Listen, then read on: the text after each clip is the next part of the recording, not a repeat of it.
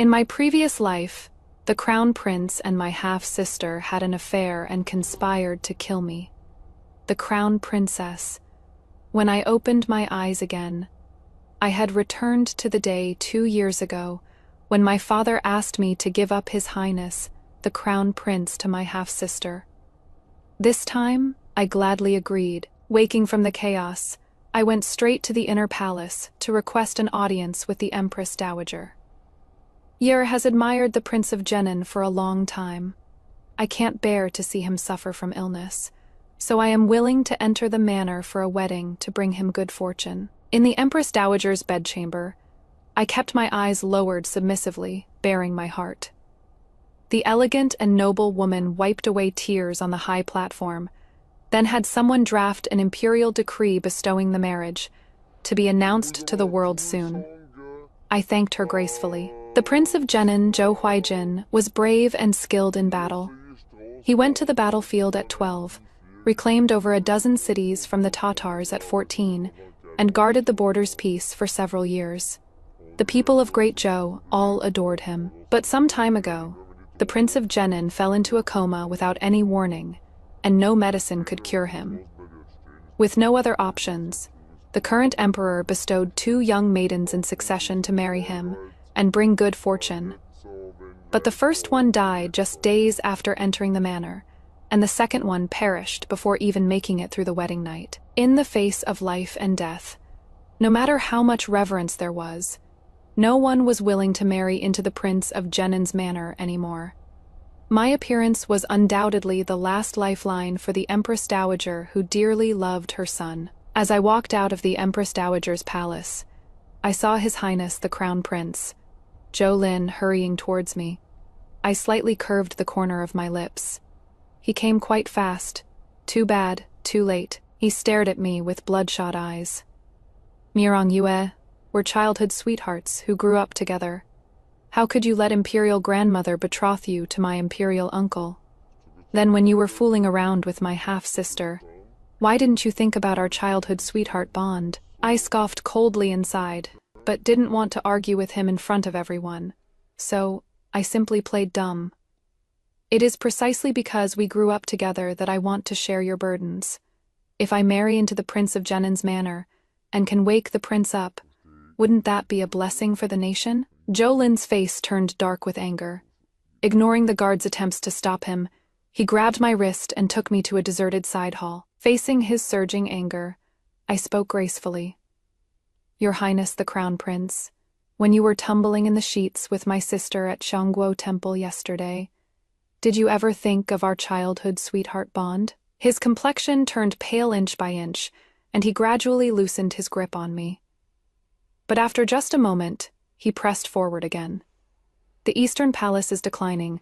I need the support of Xue's maternal family. I can't just watch other princes step on me to climb up. Besides, Xue is your half-sister. She'll definitely respect you in the future. I didn't like hearing that. I turned to leave directly, but Zhou Lin firmly cornered me against the wall. His voice was stubborn. Mirong Yue, I won't let you marry my imperial uncle. I chuckled softly. Your Highness, whether I marry or not isn't for you to decide. Loosening my silk garments, my clothes in disarray, I took advantage of his dazed moment to stumble out of the side hall. Help, the Crown Prince, he is trying to take liberties with me. The news spread quickly, and in just a moment, the Empress Dowager and His Majesty rushed over together, probably because Zhou Lin's behavior this time truly damaged the royal family's reputation. His Majesty directly had him escorted back to the Eastern Palace and confined for a month. As he left, he stared at me with a vicious gaze, while I stood meekly with lowered eyes among the crowd, unmoved. Zhou Lin will never know that, in my past life, I was married to him. It was only on our wedding day that I learned my half-sister Mirong Xue would also be moving into the Eastern Palace with me. He said he loved me, that marrying Mirong Xue was just an expedient measure, and for the sake of his so-called love, I endured and retreated step by step. But after I got pregnant, Mirong Xue framed me for having an affair with a guard, and Zhou Lin, without distinguishing right from wrong, directly had people force abortion medicine down my throat. That night, I lost my child, bleeding non-stop, and they looked down at me from above, as if looking at garbage. Mirong Shui squatted beside me, telling me all the sordid things between them, bit by bit. Only then did I realize that they had been together behind my back all along, and the backyard of Shangguo Temple was where they had their trysts. My eyes were about to split from rage, yet I was utterly helpless. Later, Mirong Shui and I were captured by the Tartars together.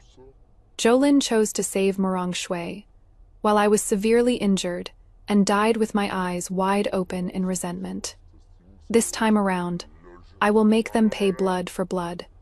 After returning home from the palace, my father was sitting in the main hall waiting for me. He said, "Your younger sister went to Shangguo Temple yesterday, and after coming back she has been making a fuss about wanting to marry the crown prince. Father can't do anything about her, so why not?" He seemed unable to continue, probably because he knew Mirong Shui had already given her purity to Jolin. I smiled and finished for him. "Why not just grant my sister's wish?" My father's expression was awkward, with a hint of guilt on his face, but more of it was a sense of entitlement. That is right. Father has always been like this all these years. He knew full well that I was in love with Jolin. Yet he still wanted to help Mirong Shui secure the marriage. Only because my mother was a merchant's daughter, a reluctant choice my father made when his grand ambitions hadn't yet been realized. After she died, my father quickly married a noblewoman as his second wife. In his eyes, only his second daughter Mirong Shui truly counted as a proper lady, worthy of being his daughter, even if Mirong Shui shamelessly seduced her future brother-in-law. And Mirong Shui had been spoiled and arrogant since childhood, loving to snatch my things, hairpins, pearl ornaments, rouge and powder. Whatever caught her eye, she had to take. She killed my puppy that I had raised for a long time and stewed it into a spicy dish. I tearfully devoured 3 big bowls, then threw all the bone scraps under Mirong Shui's pillow. She was scared into crying loudly while I got beaten by Father C. I knew it. My father's heart has always been biased. He only favors Mirong Shui. So later, when such things happened again, I stopped arguing. If it could be taken away, it never belonged to me in the first place. What belongs to me, others can't take away. As for Jolin, he developed a wandering heart, so he doesn't belong to me. On this day, in my previous life, I agreed to Father's request and fulfilled Mirong Shui's wishes. It was Jolin who refused to let me go. He said he only loved me. I believed him. And because of this misplaced trust, I lost my life. In this life, I don't want this kind of love anymore. Raising my head, I smiled at Father docilely and harmlessly. Since my sister likes him, I naturally should give him up to her. Father, actually, His Highness has always told me he really likes my sister. Why don't you go directly to the palace and request an imperial decree granting their marriage? Really, my father was half believing, half doubting. I nodded. Really, more real than all the gold you've embezzled. My father was delighted. I'll go see His Majesty right now. Don't worry, Father will definitely find you another good match in the future. I smiled and lowered my eyelashes, hiding the coldness in my eyes. No need. I've already made plans for myself. If this place won't keep me, there'll be places that will. My marriage to the Prince of Jenin is already set in stone. Mirong Shui wants to marry the crown prince, but she'll probably face many obstacles. A tall tree catches the wind. His Majesty definitely won't let the Mirong family dominate alone.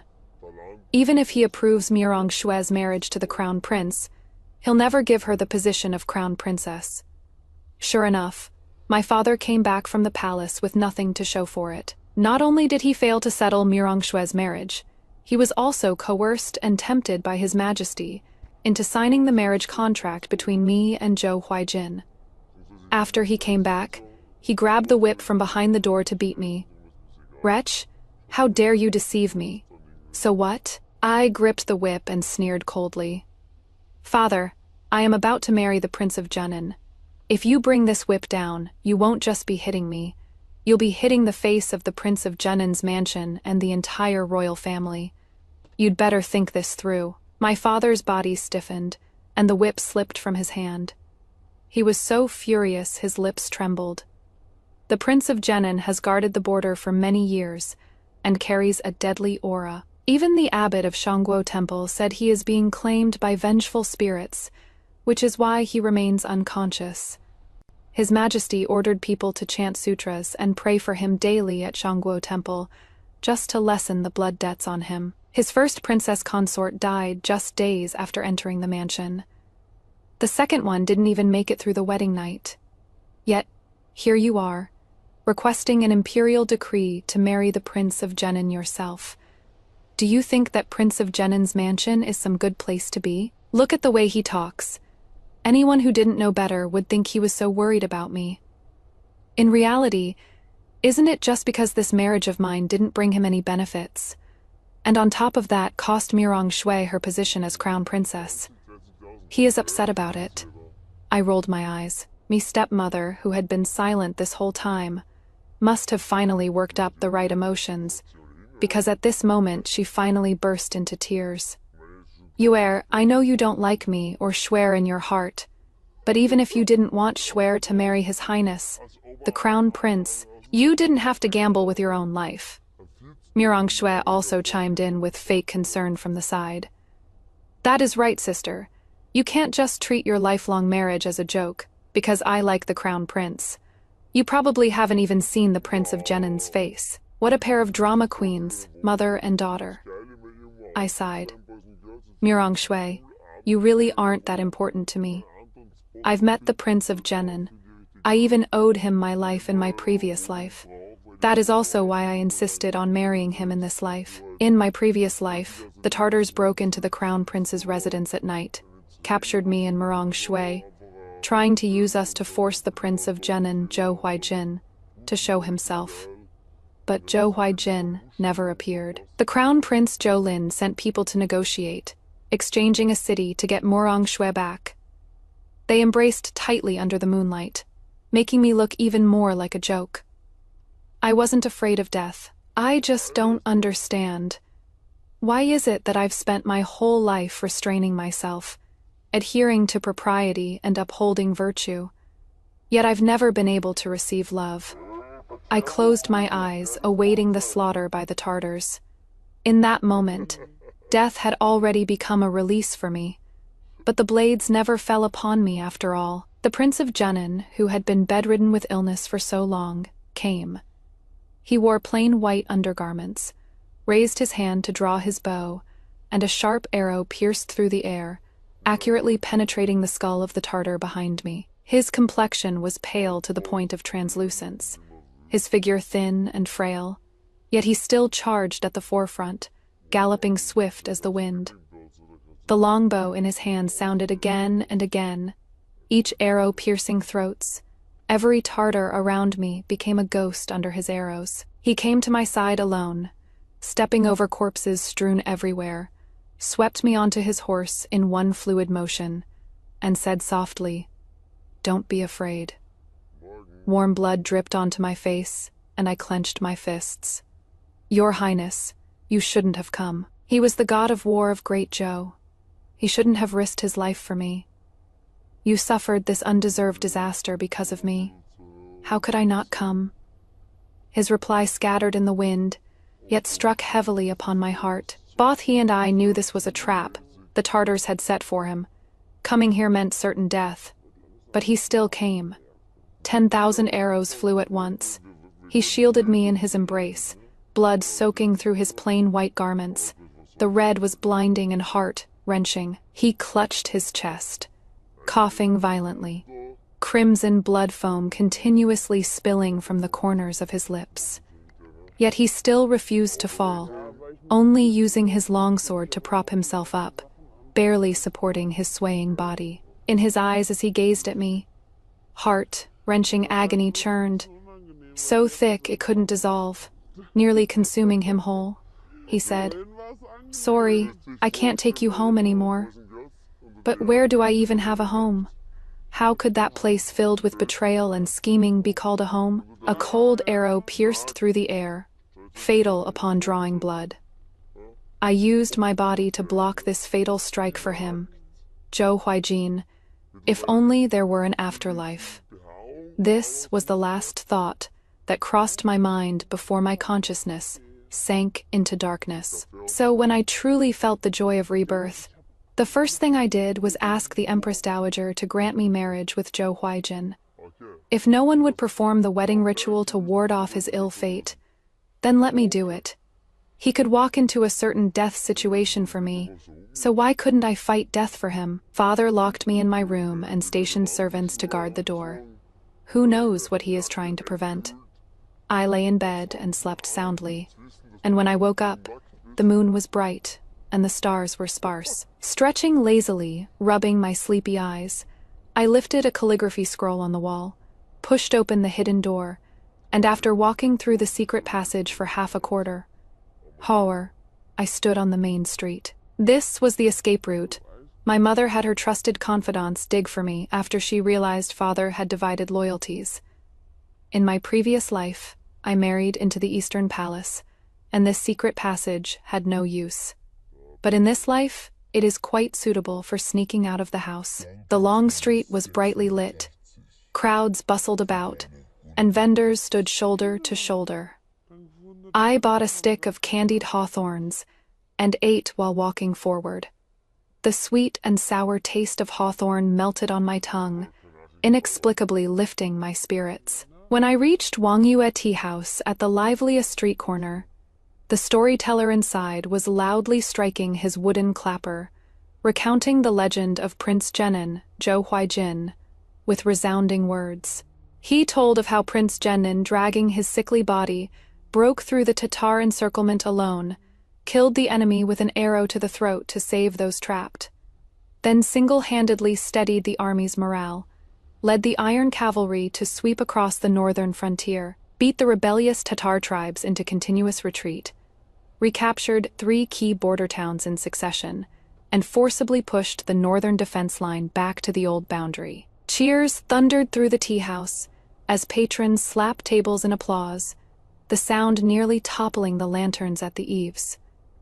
I leaned against a corridor pillar, my heart burning with emotion. Even though I'd heard this story hundreds and thousands of times, I still reached out to hand some silver bits to the waiter as an extra tip. The audience below all sighed with regret, saying that if the Prince of Zhenin hadn't taken several arrows that day while saving someone, causing his old ailments and new wounds to flare up together, leaving him unable to endure the hardships of the battlefield, and forcing a hasty return to the capital.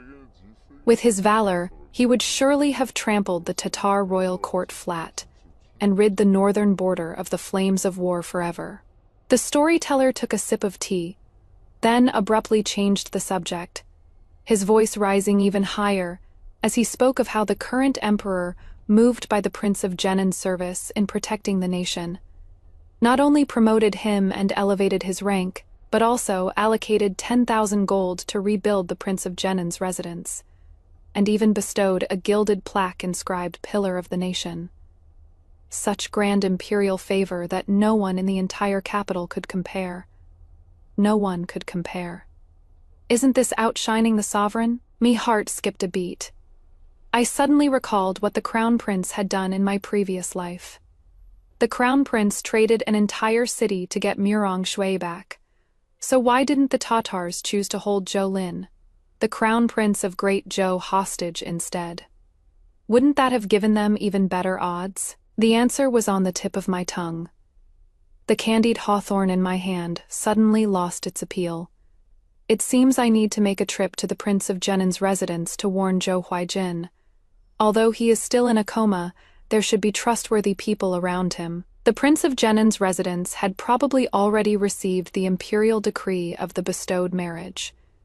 When the guard saw me, he took me directly to the study. The moment I stepped through the door, I met a pair of starry eyes brimming with amusement. Him, Zhou Huijin, Wasn't he supposed to be unconscious and on the verge of death? Could it all have been an act? I collected myself and looked up at the man behind the desk. He wore a black brocade robe with subtle cloud patterns embroidered on the sleeves. His ink-black hair was held up by just a single jade hairpin. His brows were like ink paintings, his nose bridged tall and straight, his lips clearly defined. He looked cold and noble. Yet he didn't look as sickly as I had imagined. In my past life, after he had jinxed 2 women who married him for luck, no one was willing to marry him anymore.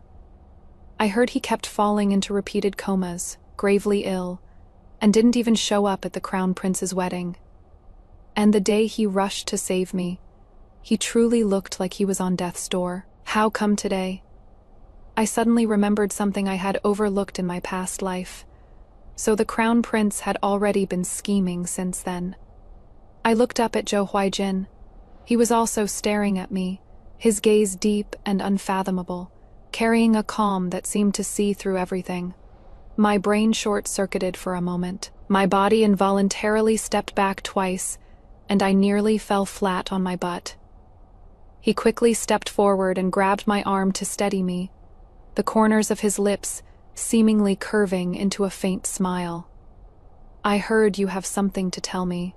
Being so close, I could smell the pine wood scent on him, exactly the same as when he saved me in my past life. My nose stung with emotion. After I died in my past life, I never knew what happened to him, or if anyone went to save him.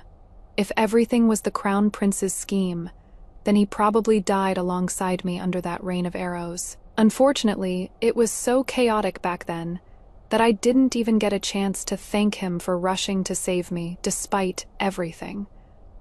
Fortunately, in this life, I won't marry the Crown Prince, nor will I put myself in such a helpless situation again, and I won't need him to risk his life to save me. On the contrary, because of rebirth, I now know many secrets unknown to others. I can save myself and Zhou Huaijin countless times. Your Highness, the Crown Prince is plotting to harm you. Zhou Huaijin raised an eyebrow at me. Such words shouldn't be spoken. The Crown Prince is the Lord, and I am the subject. If the Lord wants the subject dead, the subject has no choice but to die. I clenched my fists. A wise bird chooses its tree to nest in. Crown Prince Zhoulin's virtue is tarnished. He plots against his imperial uncle and will surely not be a wise ruler in the future. Evidence. Zhou Huaijin's voice was calm, as if he wasn't surprised by what I said. The medicine the Crown Prince had the imperial physician prescribe for you contains lingxi grass and gansui. These 2 are fine when used separately, but together, they enhance gansui's toxicity. Over time, the poison will seep into your organs and become incurable. Anything else? There is also, I recalled the place where the Tartars took me in my previous life. That should be one of their strongholds in Great Zhou. Yan'an Manor in the north of the city is a Tartar stronghold in Great Zhou. They've also infiltrated many spies into our capital. If your Highness doesn't believe me, you can send people to investigate. Zhou Huaijin's expression turned stern. Miss Murong is merely a lady of the inner chambers. How could you know of such confidential matters? Do you know what fate awaits you if your information is wrong? Fate? Huh? It can't be worse than my previous life. Besides, I am about to be your princess consort, even if the information is wrong. Surely your Highness wouldn't leave me without a burial ground.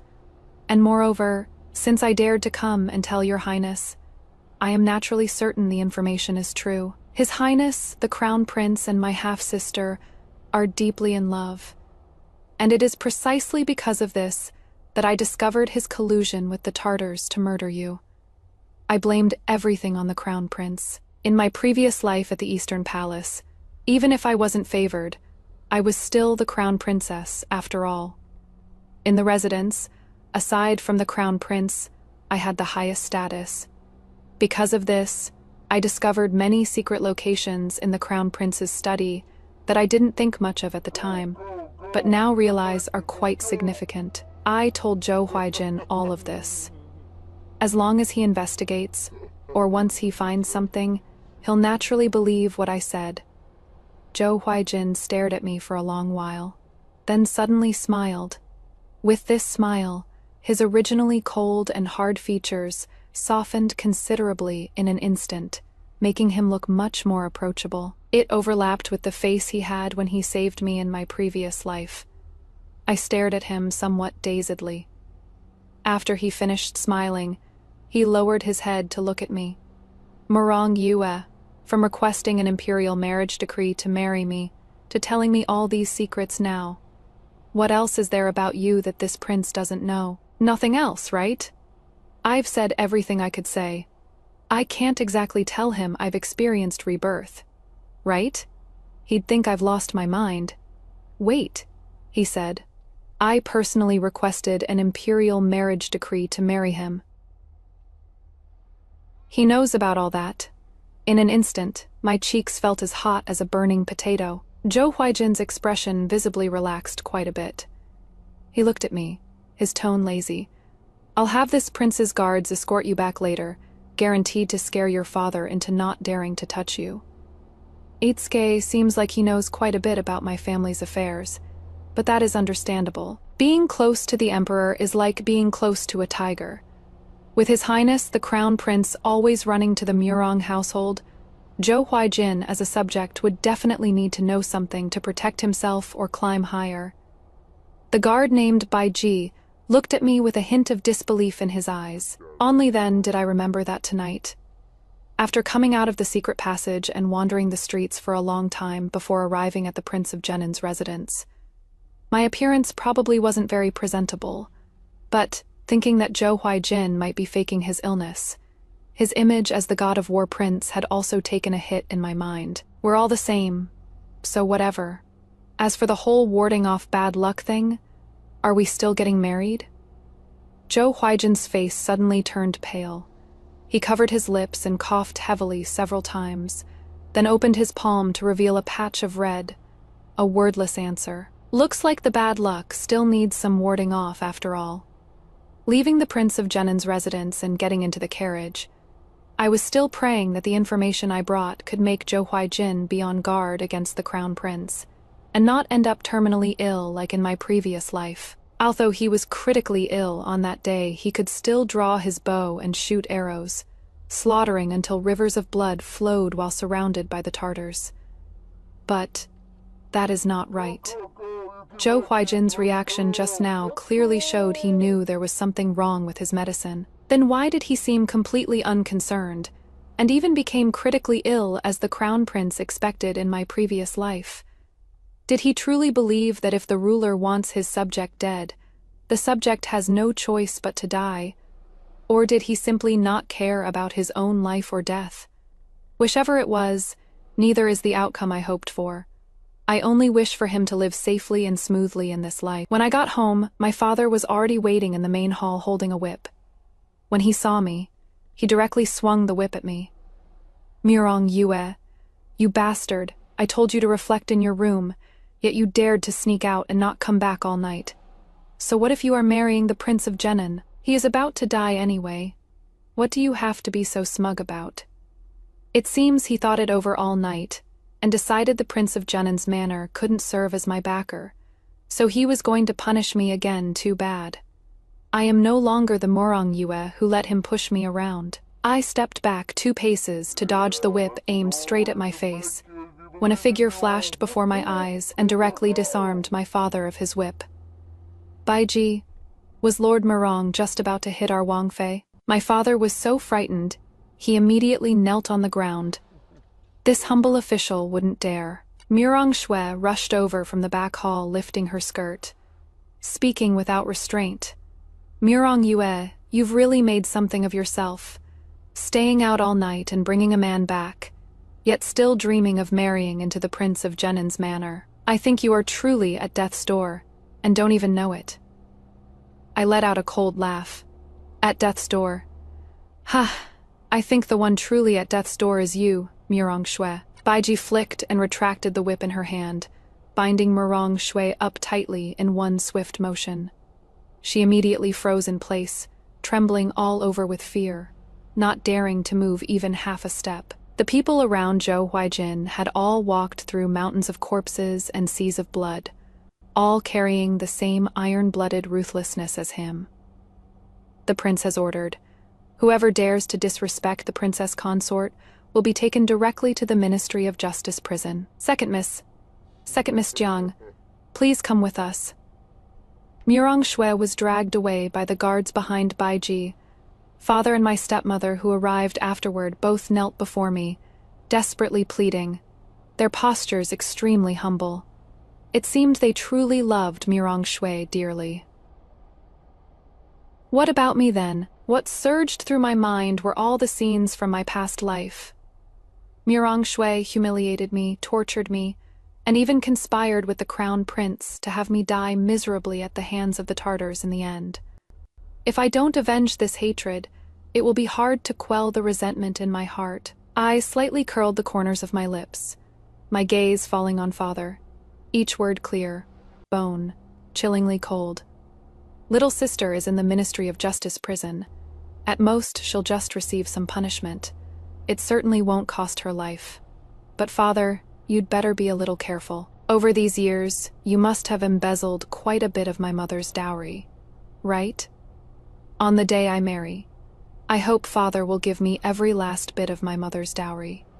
If anything is missing, I'll have the Prince of Jenin raze the entire Murong residence to the ground. Father was so furious he tried to get up to hit me, but when his gaze touched upon Baiji behind me, his body went limp again. Behind him, my stepmother was trembling all over, like a bird startled by the mere twang of a bow. Indeed, stepmother managed the household affairs, so she knew better than anyone exactly how much of my mother's dowry they had embezzled over the years. Stepmother's elder sister was a favored consort in the imperial harem. Her brother was the general of Zhenbei, and her late father had been a veteran minister serving 3 emperors, so their entire family held significant positions at court. This was also a major reason why the crown prince wanted to marry Murong Shui.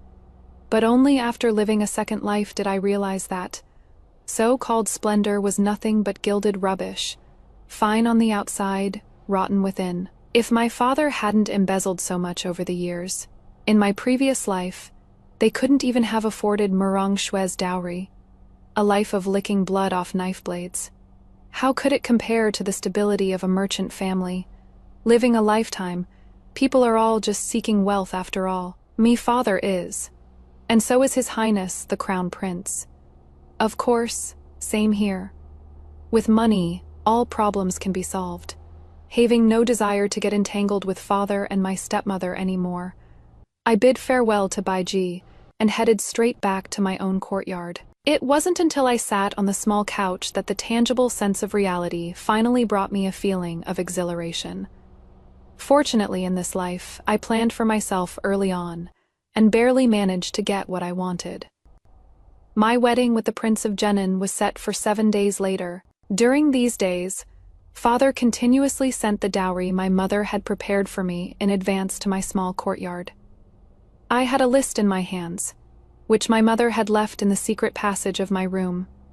Every time an item was delivered, I would mark it off on the list. For each day the dowry remained incomplete. Murong Shui would have to stay an extra day in the Ministry of Justice's prison. To save Murong Shui, my stepmother desperately tried to gather the portion she had embezzled. She even secretly went to beg her own elder brother and elder sister for help. It seems my father still left himself a way out. He didn't dare expose the gold he had embezzled. Well, of course, when it comes to matters that could cost one's head, one must be extremely cautious. However, because of Murong Shui being thrown into the Ministry of Justice's prison, father, my stepmother, and those servants in the mansion who were used to treating people based on their status, all became much more restrained toward me. Perhaps they were afraid I'd have them thrown into the Ministry of Justice's prison too. I don't look that fierce and unreasonable, do I? Who cares about them? Anyway, these past few days I've been eating well and sleeping soundly. My complexion is much better than when I just came back from rebirth. This day, I was in the courtyard taking inventory of my dowry when the little maid Lu Yue came running in from outside, wiping her tears. "Miss, please don't get married." "Okay." I was startled. "What happened? Could it be that my stepmother is stirring up trouble again?" Lu Yue sobbed. "The Prince of Jenen's mansion sent so many betrothal gifts. His previous 2 wives were just casually carried through the door. But this time he sent so many betrothal gifts for Miss. People outside are all talking about the 3 letters and 6 etiquettes, 4 documents and 5 gold pieces, 8 carrier palanquin, 10 miles of red dowry, a proper formal marriage. They also say that the Prince of Jenen truly has Miss in his heart.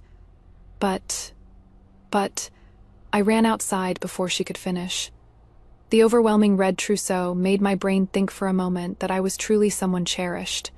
But thinking of what happened a few days ago, I immediately felt at ease. Zhou Huijin must have gone to investigate, confirmed that everything I said was true.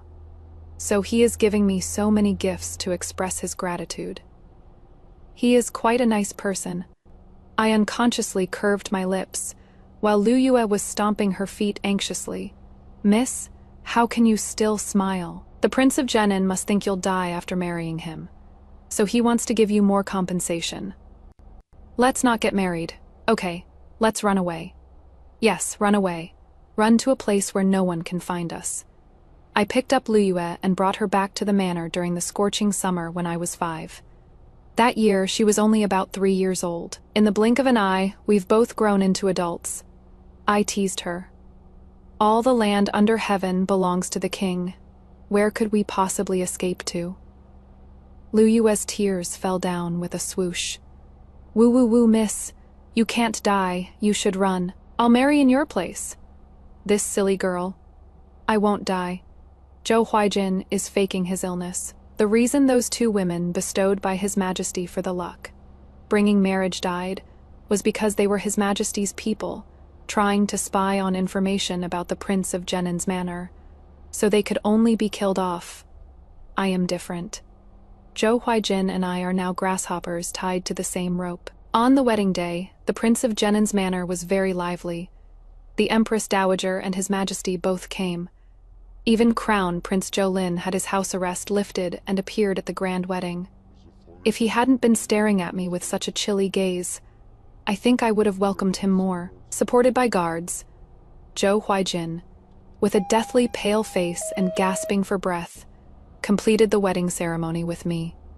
Quite a convincing act. However, the fact that he could stay conscious was already enough to delight the Empress Dowager, and she bestowed 2 chests of gold, silver, and jewels on the spot to add to my trousseau.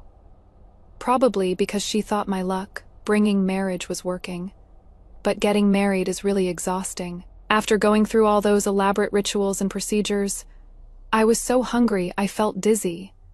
I really envied Zhou Huijin, who got sent back to his room early to rest because of his health. When I was brought to the bridal chamber, I directly lifted the red veil, picked up the tea on the table, and drank a cup. So refreshing. There were also several plates of pastries on the table. I took 1 piece from each plate to avoid eating too obviously and being seen by the wedding matron if she came in.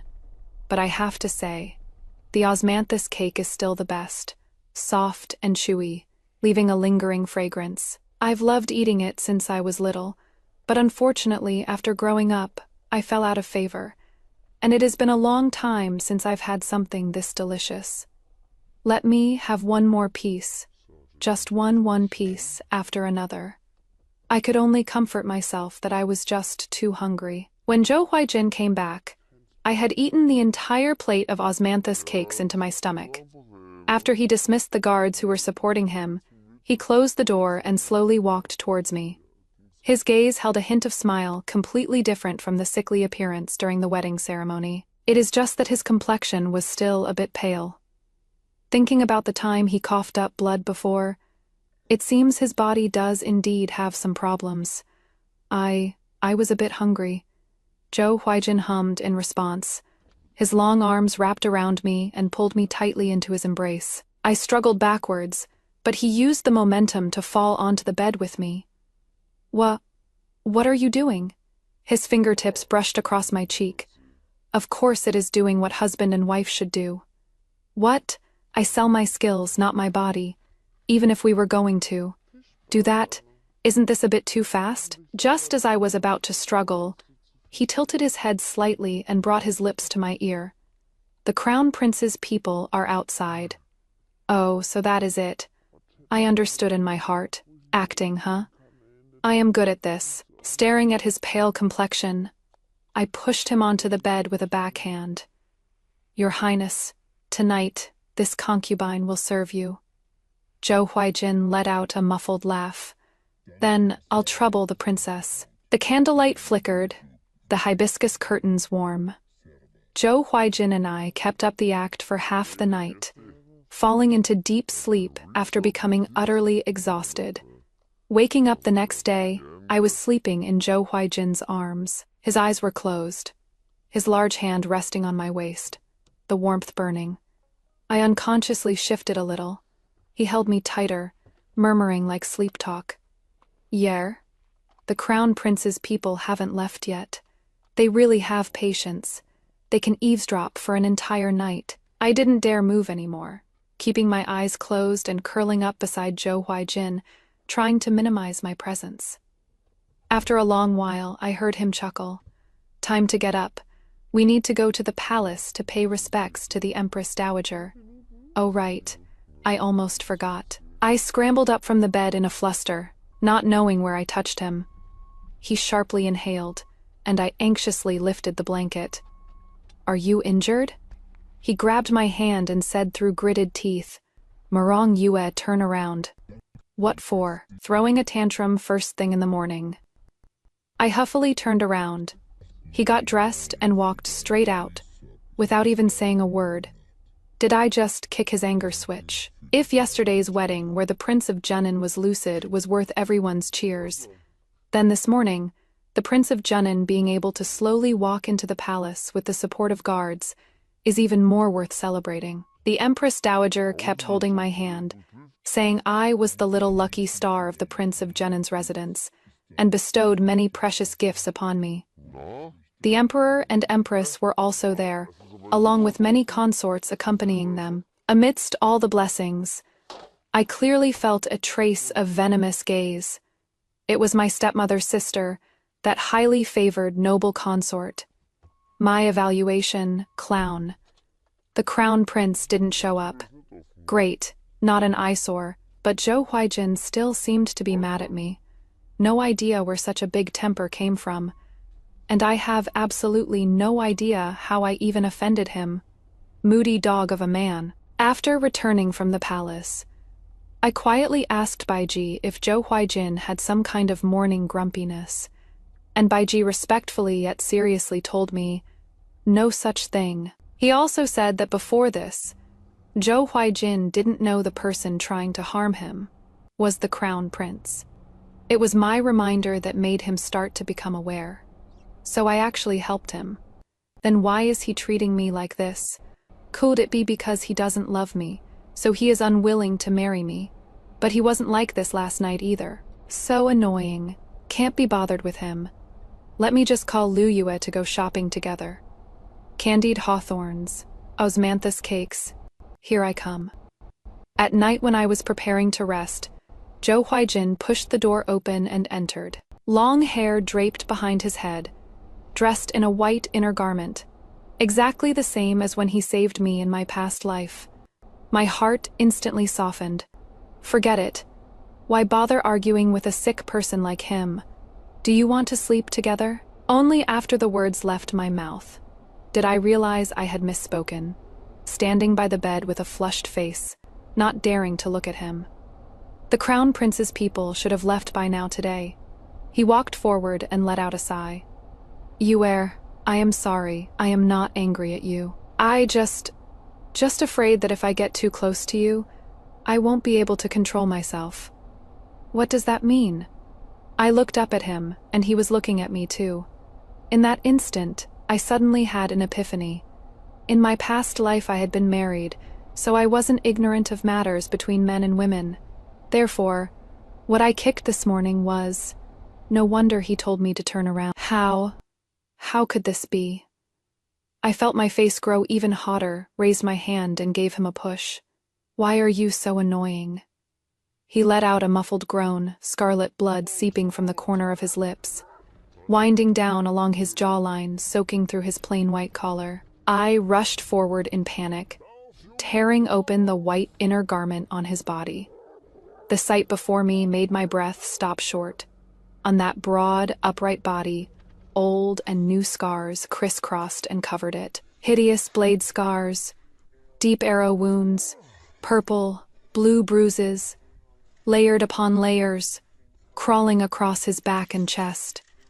Each one carved a heart, wrenching past, stinging my eyes until they turned sour. The wound I had just pushed against had its flesh torn open, crimson beads of blood rushing out one after another, scalding hot blood gushing forth, quickly soaking the surrounding flesh and staining a large patch of the plain white inner garment, the glaring red spreading into a shocking stain on the snow.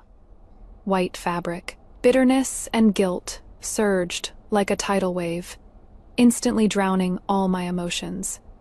My eyes suddenly grew hot, my fingertips trembling as I wanted to touch it, yet afraid of hurting him, could only freeze midair, my heart feeling as if crushed by a boulder, sour and aching, the pain beyond measure.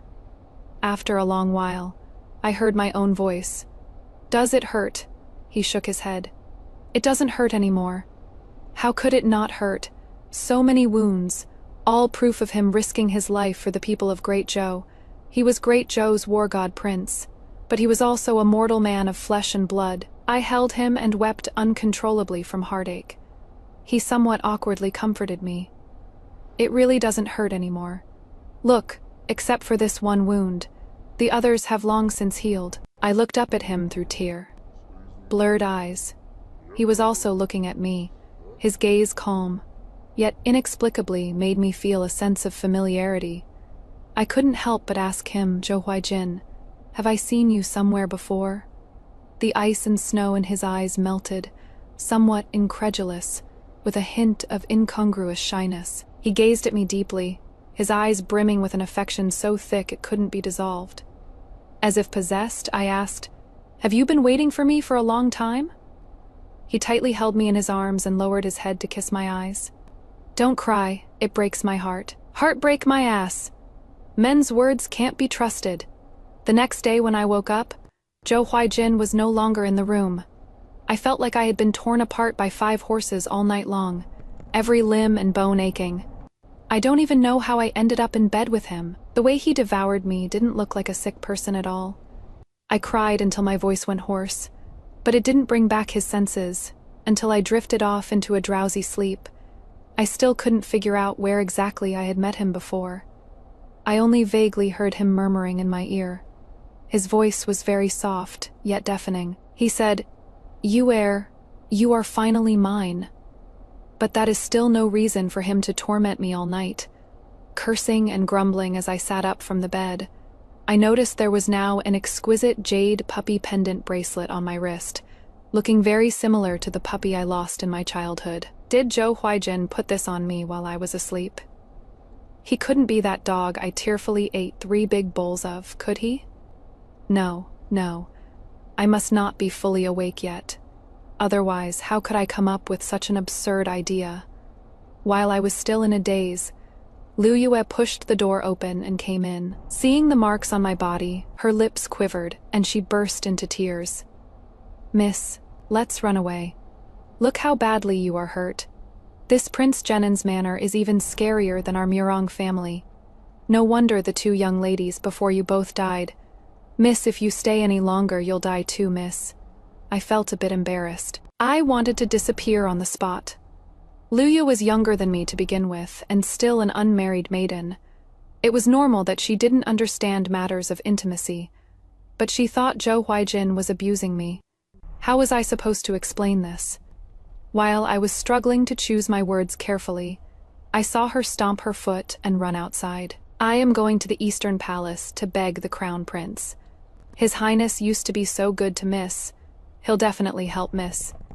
Liu Yue, don't you dare go." I struggled to walk behind her, wanting to chase but unable to catch up, cursing Zhou Huaijin over and over in my heart. Forget it. Forget it. This girl Liue didn't know about the crown prince and Murong Shui. Let her go get turned away at the door. She'll definitely come back crying in a bit. I was originally planning to have other maids help me comb my hair, only to discover that in the entire vast Prince Jenin's manor, aside from a few guards and Zhou Huaijin's wet nurse, there was actually no one else. It was the wet nurse who helped me put up my hair. It was also the wet nurse who told me that, as it turned out, Zhou Huaijin had been sent to the Tartars as a hostage at the age of 3, and didn't return to Great Zhou until he was 9. The prince suffered a lot. The Tartars often abused him. If he hadn't been so sharp-witted, he probably would have died long ago. The only reason he could return to Dazhou was because the old emperor passed away at that time. The wet nurse wiped her tears as she spoke, and my heart ached more and more as I listened. I never knew Zhou Huaijin had such a past. I always thought someone like him, so accomplished in both literary and martial arts, must have been carefully cultivated by the royal family. So it was all his own effort. How hard his life must have been. Then in my previous life, did he save me because he had been caught in the rain himself? So he wanted to hold an umbrella for me. I don't know. But I do know that Zhou Huaijin is a very good person. After eating, I was leaning on the small couch dozing off when Liue burst in frantically. "Miss, something's happened." She told me breathlessly what she had heard. The prince was reported for faking his illness. His Majesty had him summoned to the palace and detained early this morning. They say the 2 brides bestowed by His Majesty for the wedding ritual weren't jinxed to death either. They were killed by the prince. My drowsiness vanished instantly, and I sat up abruptly. What is going on? Who told you all this? Carelessly discussing royal affairs can cost you your head. Liue shook her head in a panic. It is not careless talk. It was the Crown Prince. His Highness the Crown Prince who said it. The Crown Prince said it? Simply put, the Crown Prince did this. But nothing like this happened in my previous life. In my previous life, Zhou Huaijin was genuinely ill and nearly dying. What else did the Crown Prince say? Liu Yue blinked at me as if seeking credit. His Highness the Crown Prince said that Prince Jenin's achievements overshadow the sovereign, and His Majesty has long wanted to exile him to the frontier. He also said if you don't want to be exiled, hurry to the back gate of Prince Jenin's residence to find him. He'll take you to the Eastern Palace, give you a new name and identity, and protect you for life. Even a dog wouldn't believe this nonsense. Me poor Liue, deceived by that scoundrel.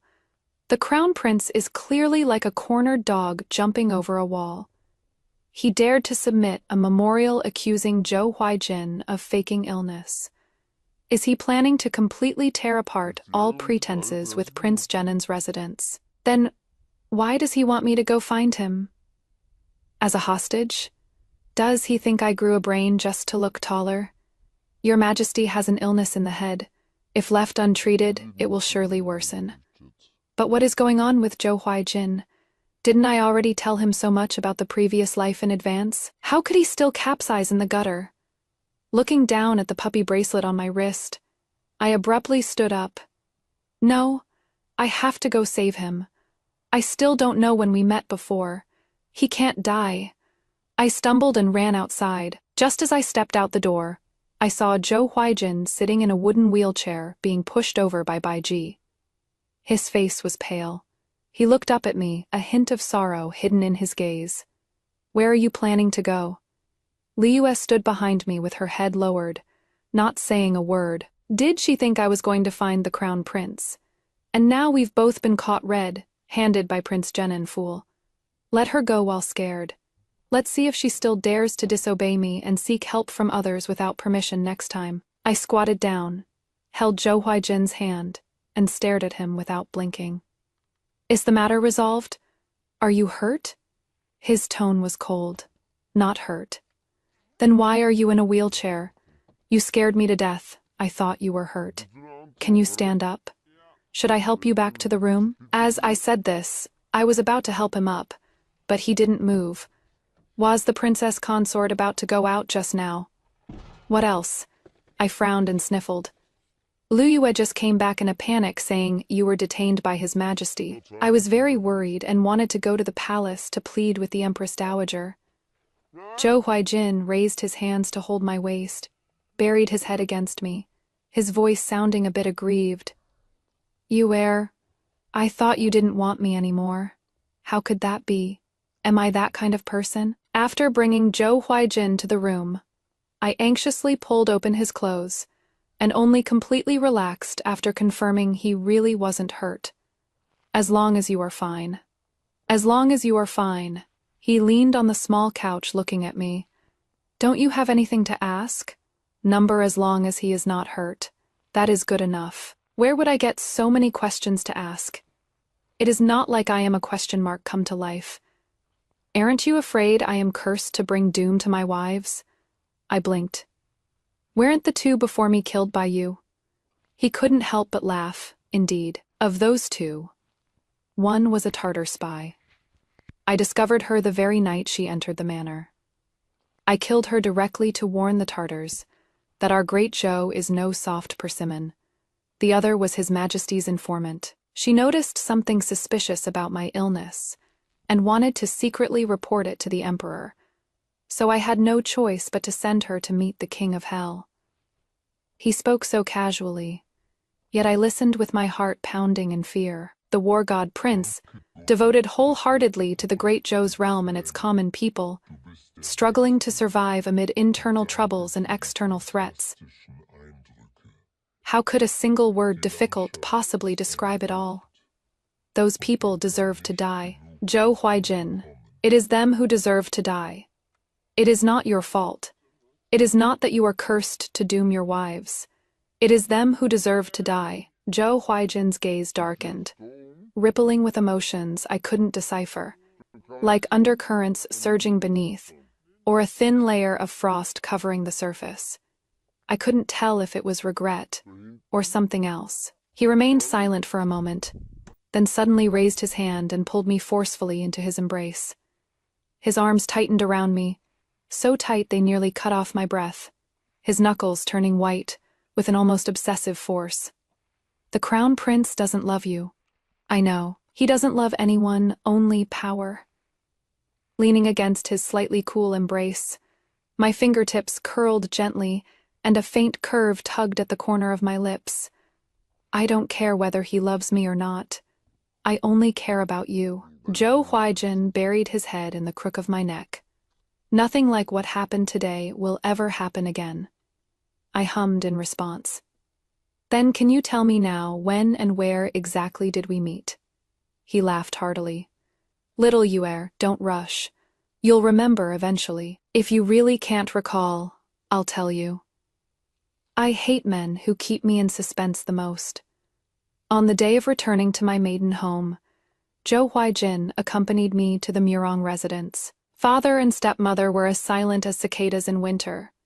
Murong Shui didn't dare breathe loudly. On the day of my grand wedding with the Prince of Jenin, His Majesty assigned her to the Crown Prince as a secondary consort, still giving face to the imperial consort in the palace.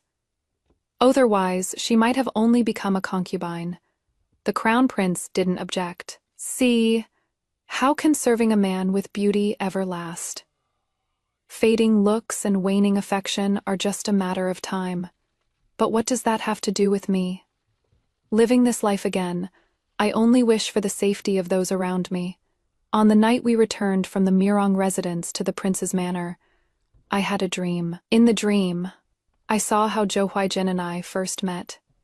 It was nothing more than him being bullied, and I helped him and gave him a piece of osmanthus cake. And he remembered it for a lifetime. He rushed to save me at all costs, but I still died. He went mad, charging in and out of the rain of arrows 3 times, slaughtering every last Tartar. He even killed until his eyes turned red, pressing his sword against Crown Prince Zhoulin's neck. Murong Shui blocked in front and had her throat slit by a single stroke. Zhoulin knelt on the ground, begging for mercy. Zhou Huijin's voice was ice cold. Everyone who caused her death must be buried alongside her. The Crown Prince is no exception. You all deserve to die. After a mist of blood, the Crown Prince's body crashed to the ground, eyes wide open in death. The court was in an uproar. His Majesty ordered him, covered in wounds, to be exiled to the bitter cold lands of the northeast. He only had Baiji and a few guards by his side, a desolate end unbefitting his years of risking life, and Lim for Da Zhou, on the road to exile. He encountered Tatars hunting him down, to spare the people of Da Zhou from further suffering of war. He dragged his broken body and killed every last one of those Tatars. He and his guards, like towering mountains, held their ground on the road to the capital. Their bodies were riddled with arrows, yet not a single one retreated. Their deaths were tragic, yet heroic. The day his remains were brought back, the entire city mourned in silence, and the mountains and rivers wept. He was dead, and only then did everyone begin to speak of his virtues, remembering that he was Da Zhou's god of war prince, remembering all the good he had done for the people of Da Zhou. But no one knew that those Tatars were impostors sent by His Majesty, their sole purpose being to kill Zhou Huijin and appease the Crown Prince's spirit in heaven. The god of war prince in everyone's hearts did not die on the battlefield, nor did he die at the hands of the enemy. He died in the emperor's political machinations. I saw everything clearly in my dream, yet was powerless to save him. Zhou Huijin. I struggled to wake up, only to find myself held in his arms. His tone was gentle as he kept comforting me. It is okay. It is okay. How could it be okay? Looking at him with tears streaming down my face, I suddenly realized that this life of mine was probably something he had begged for on my behalf. Zhou Huijin. I had a nightmare. In the dream, I died, and so did he. I don't know if it was that sea of blood that clouded my mind, but I suddenly blurted out, Zhou Huijin, why don't we just stage a coup? In the previous life, after Zhou Huijin learned of the Crown Prince and the Emperor's intentions, he had been feigning illness. He knew well the principle that when the cunning hare dies, the hunting dog gets cooked. When the birds are gone, the good bow is put away. But because of me, he still couldn't escape unscathed in the end. In this life, I don't want him to fall into that situation again. If death is inevitable either way, then why not take a gamble? Maybe we can still save a life. After hearing me out, Zhou Huijin was silent for a long while. I don't want to do such a thing.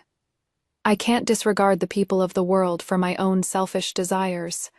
They've suffered from war for so long. This current era of peace and prosperity was bought with the soldiers' blood and lives. I don't want their deaths to be in vain. My tears fell uncontrollably. But I don't want you to die either. He is the kind of kind-hearted person who would remember a lifetime of gratitude just for a piece of osmanthus cake. He cares for all the people in the world. He has his noble principles, but he is my husband. I just want him to be able to live well. That is all. He gathered me into his embrace, holding me tightly. I won't die, and I won't let you die either, Yuer, trust me.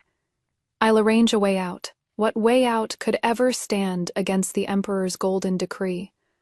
I was truly terrified of the tragedy from my dreams, repeating itself. The turbulent past of these two lives, I remembered every detail clearly. Zhou Huijin's tragic end. How could I not be afraid? How could I just watch it happen all over again? Tears fell drop by drop before me, and Zhou Huijin panicked. He leaned down and wrapped me tightly in his arms, his fingertips frantically wiping my tears. Yet they kept coming endlessly. Warm kisses landed one after another, gently falling on my hair and tear-stained cheeks. His voice was low and hoarse as if soaked in water carrying a solemn vow. Don't cry. Yuer, don't cry. I swear. I will keep us both safe. But once an emperor's suspicion takes root, it won't rest until death. In the end, the emperor still used the crown prince's memorial as a pretext, publicly lashing out at Zhou Huijin. With a single imperial decree, everyone in the Prince of Genan's manor was banished to the barren, bitter cold wastelands of the north. The day we left the capital, the cold wind swept dead leaves against my face. I clutched Zhou Huijin's sleeve, my knuckles turning white, my heart lodged in my throat the entire time.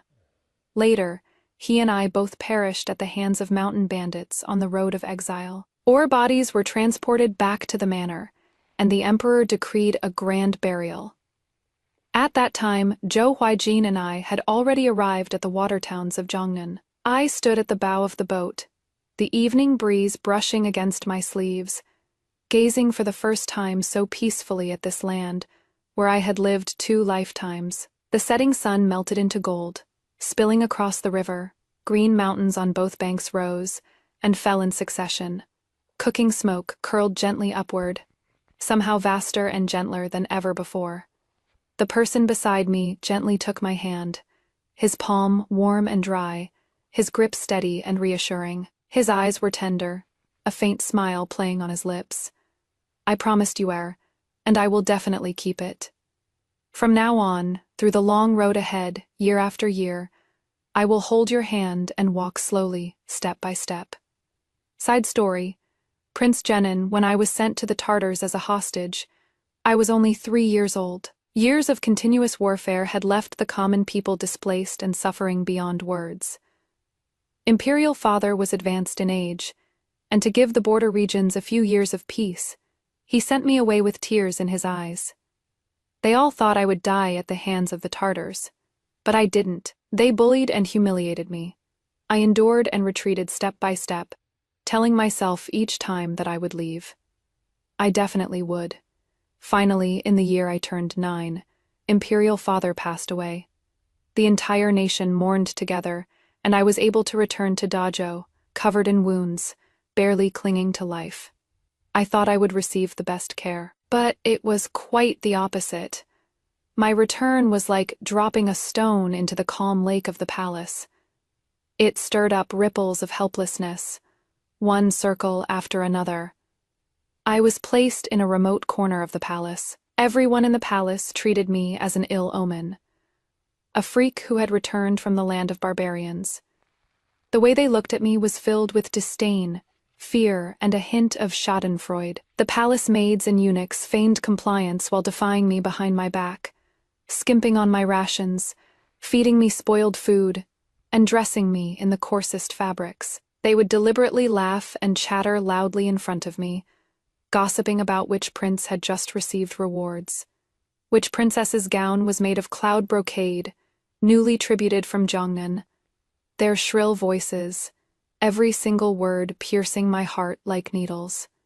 I didn't care. Compared to the suffering I endured among the Tartars, these cold treatments and mockeries were hardly worth mentioning. But on that cold winter night, several uninvited guests came to my quarters. They surrounded me, making no effort to hide their malice. I heard there is a monster hiding in this palace who came back from the Tartars. Oh my, so this is that hostage. I thought she'd be something terrifying, but she is just a sickly weakling. I heard you learned quite a few tricks from the Tartars. Why don't you perform one for us? I raised my head and looked at them coldly, saying nothing. Me silence seemed to enrage them. Somebody reached out, grabbed my hair, and slammed my head hard against the edge of the bed. I let out a muffled groan from the pain, blood instantly seeping from my forehead. What surged more fiercely than the pain was the chill in my heart. The peace I bought for Great Joe with 6 years of my life has bred these arrogant wastes. Then what is the meaning of me being alive? As my consciousness blurred, I heard a soft, childish voice. The Empress Dowager is here. The people around me scattered at once. I saw that little girl in a pale pink palace dress, holding a puppy. She crouched beside me, her eyes red. Does it hurt? It doesn't hurt. Then why are you crying? Was I crying? Maybe because she was the first person in so many years to care whether I was in pain. This is for you to eat." She handed me a pastry wafting with osmanthus fragrance. I took a bite. So sweet, the most delicious thing I'd ever eaten. She and the puppy in her arms stared at me with wide eyes. So cute. After she left, I secretly went to see His Majesty. I requested to go to the frontier, and promised him I would drive the Tartars out of Great Joe's territory within 5 years. He granted it, and so I began a life of charging into battle. Amidst the clashing blades and mountains of corpses and seas of blood, that little girl named Murong Yue was the only solace in my heart. I would occasionally return to the capital and send people to inquire about her. They told me her puppy died, and she was very sad, but I had no way to help her, and she didn't need my help either. She had the crown prince by her side. This was fine too. At least she wouldn't be implicated because of me. Times had changed. I was no longer that hostage prince who could be bullied at will. I had become a thorn in His Majesty's heart. Outshining the sovereign is a great taboo. I understood. So, after driving out the Tartars, I chose to feign illness. The day she married the crown prince, I coughed up blood. It wasn't feigned illness. I was truly sick. His Majesty and the crown prince were very wary of me. They discovered I had inquired about the young lady, so they schemed to deceive her. And she fell in love with the crown prince, accepting all of this willingly. What could I do? I could only do everything in my power to protect her peace in this lifetime. But she still died right in front of me. I went mad.